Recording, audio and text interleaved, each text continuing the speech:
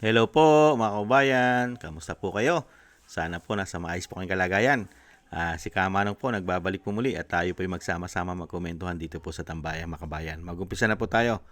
Komentuhan po natin ito pong si Risa Hontiveros at hinubaran po at binanatan po at binigay po ang katotohanan ni Attorney Rowena Guanzon dito po kay Risa Hontiveros na talaga pong nakikita na po natin ang kanyang layunin dahil tapos na po ang kanyang termino. Hindi na po siya maaaring tumakbong bilang senador muli.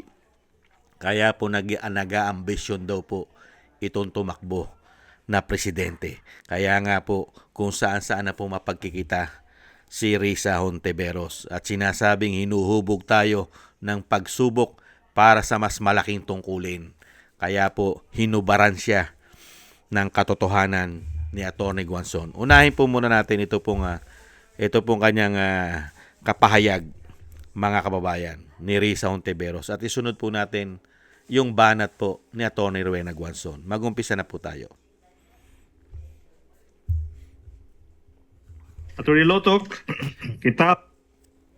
Alam ko ang pakiramdam din ng paulit-ulit na sumubok pero hindi agad pinipili.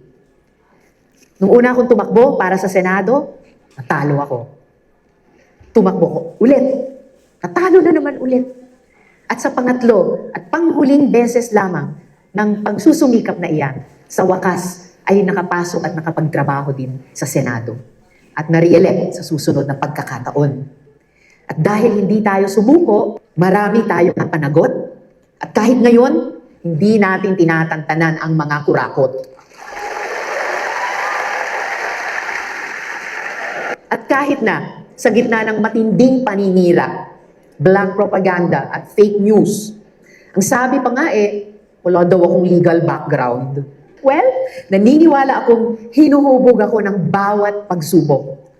Hindi para umatras, kundi para maging mas handa sa mga mas malalaking tungkulin. Yan po mga kababayan. Napakarami na po niya at siya po hinuhubog. At napakarami na raw po niya, lalong-lalo po sa korupsyon, mga kababayan. Mayroon na raw po silang napakulong. Ang tanong, ito po naman ang banat sa kanya ni Atty. Rowena Guanzon, mga kababayan. I-set up ko lang po yung banat po ni Atty. Rowena Guanzon. Ito po. Excuse me po.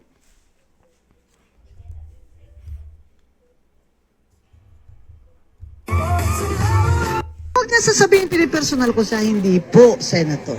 Pero ang totoo lang po, pumirma kayo, Risa Hontiveros, sa BICAM report kung saan nilagay nyo sa provision ng General Appropriations Act na lahat ng reserve at excess funds ng government corporations at agencies ay i-remit sa National Treasury. Kaya nakuha nila ang PhilHealth funds tsaka PDIC funds. Kaya wala po kayong karapatan umangkin ng desisyon ng Supreme Court bilang karangalan ninyo. Huwag na sasabihin pinipersonal ko sa hindi po, Senator. Pero ang totoo lang po, pumirma kayo, Risa Hontiveros, sa BICAM report kung saan nilagay nyo sa provision ng General Appropriations Act na lahat ng reserve at excess funds ng government corporation. Huwag na sasabihin pinipersonal ko sa hindi po, Senator.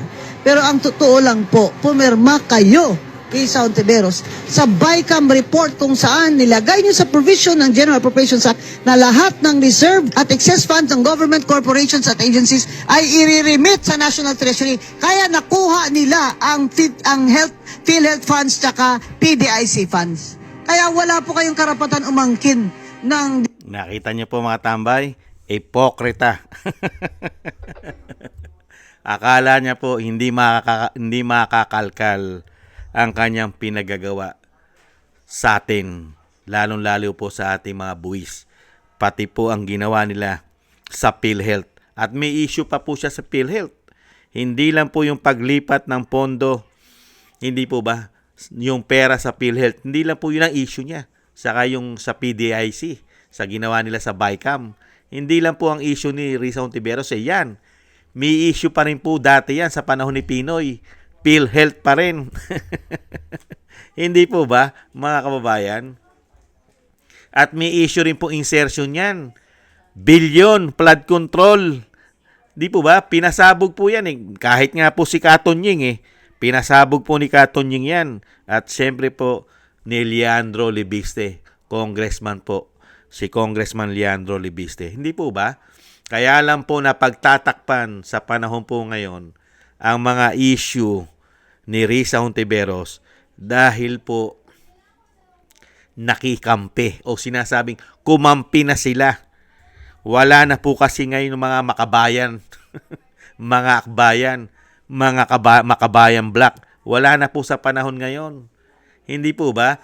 Yung isinusuka po nila ng napakatagal na panahon magmula pa sa ama, kinain na po nilang lahat yan. Ikinain na nila yung mga suka nila. Di po ba? Pati yung magpapalibing, yung magpapahukay doon sa libingan. Kamustahin natin si Kiko. Pahuhukay daw po yung ama sa libingan ng mga bayani. Pero ngayon, makakain suka po sila. Hindi po ba, mga kababayan? Kaya dito sa sinasabi po ni Risa Hontiveros, mga kababayan, umuobra lang po ngayon yan. Pero pagka po pinagkaloob ng may kapal at ng Panginoon na muli pong makapaglingkod ang isang Duterte at isang Agila na manggagaling sa Mindanao, sa tingin nyo mga kababayan, hindi lalabas ang baho nito ni Risa Hontiveros? Hindi lalabas. Lahat po sila. Kaya nga po gigil na gigil sila na pabagsakin at i-impeach ang Vice President Sara Duterte dahil po meron po silang pinagtatakpan at kailangan pong hindi mabunyag dahil delikado sila. Hindi po ba? At syempre mga kababayan, namamayagpag pa siya dahil nagkaroon po ng binibining Pilipinas, mga kababayan, at isa pa yata siya sa hurado. Kaya po siya ay namamayagpag. Kaya nga po ngayon sa panahon po ng binagawang Pilipinas ay naging sindikato na po di umano ang gobyerno natin. Nagkaroon na po ng malawakang sabwatan di umano. Pati po ang mga magnanakaw, makakaliwa, at lahat po ng bayaran di umano magkakasabwat. Pati yata ang ating mga men in uniform kasama na rin yata sa sindikato di umano. Hindi kaya? Kaya yan po mga kababayan, hindi po yan mawawala po yan. Hindi po kailanman mawawala yang history ni Risa Hontiveros na pinaggagawa po sa ating bansa. Hindi lang po pumuputok, uulitin po natin, napagtatakpan pa dahil nga po protektado pa ng sitwasyon. Pag yung sitwasyon at pumuprotekta sa kanya ay nawala na sa kanya, patay kang bata ka. Hindi po ba, mga kababayan? Ubod po ng rami ang sasagutin po niyan na issue. At kailangan din pong ibalik at isuka kung meron man isang damukal na pera na pinagnanakaw. Hindi po ba? Maraming salamat po, Atty. Guanzon. At ingat-ingat po kayo. Baka isang araw may kaso na rin po kayo. Ingat po. At maraming salamat po sa inyo mga kabayan sa nagusto po natin Tambayang Makabayan sa YouTube at TikTok. At ganun din po sa ating sa inyo po na nagko-comment, like, share, and subscribe at patuloy po nagsusubscribe. Shoutout po sa inyo lahat. Maraming salamat po. At thank you rin po sa mga nagbibigay po ng tulong at biyaya. Shoutout po kay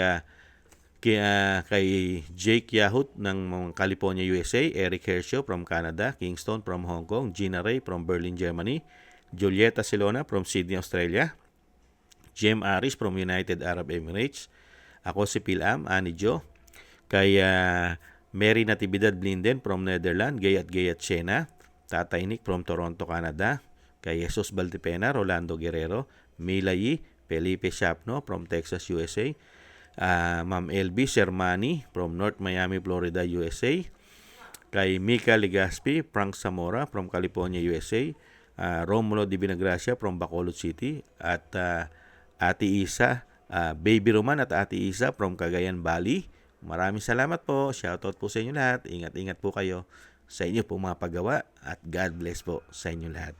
Taste lang po tayo mga kabayan. Ingat-ingat po kayo. Bye-bye.